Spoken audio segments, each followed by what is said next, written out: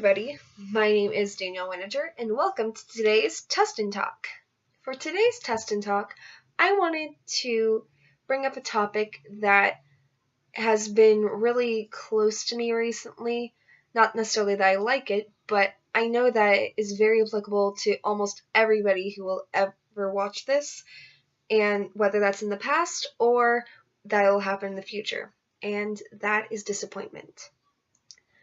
Disappointment it usually occurs when you work really hard for something or you really want something and you either don't achieve your goals, you don't get what you want, or something very similar to that.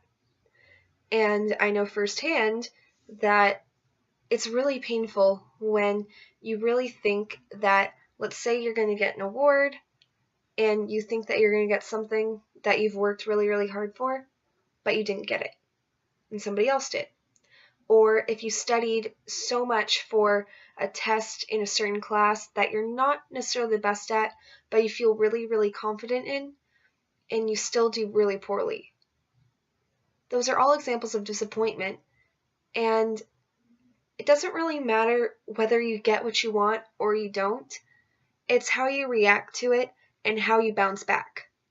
Because just like in a song by the Rolling Stones, you can't always get what you want, I used to always joke to my mom that this should be a quote-unquote kids song because it says, you can't always get what you want.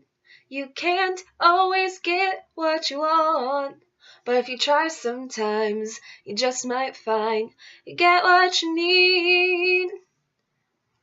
And I feel this is very applicable in almost all circumstances because you might want to be a doctor at some point in your life, but you don't get into medical school.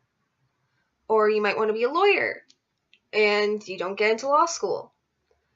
But on your way, you find something else that you're really passionate in, and it turns out that you are so much more successful in this new field than you ever would have been as a doctor or a lawyer. Or because let's say you didn't win your local pageant or something, but you were first or second runner-up, you still get some scholarship money, but you don't have all of the responsibilities as a title holder. Just like one of my friends who is competing for Miss California, she competed in about 3 or 4 local pageants last year, but she didn't win. But it turned out that this was a really good thing for her because right when Miss California would have been, she was going through some really tough things in her life, and she would not have been able to get through it if she had the responsibilities as a title holder that year or if she was trying to prepare for Miss California.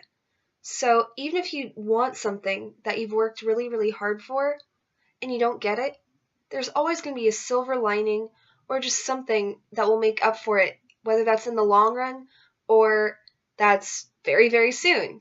You'll find it at some point.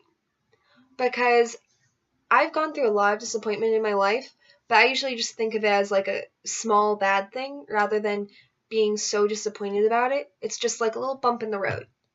And when stuff like this has happened, like when I really wanted to be named on homecoming court last year or I guess it was earlier this fall at my high school, and I didn't get it, I ended up being named Winter Formal Princess instead.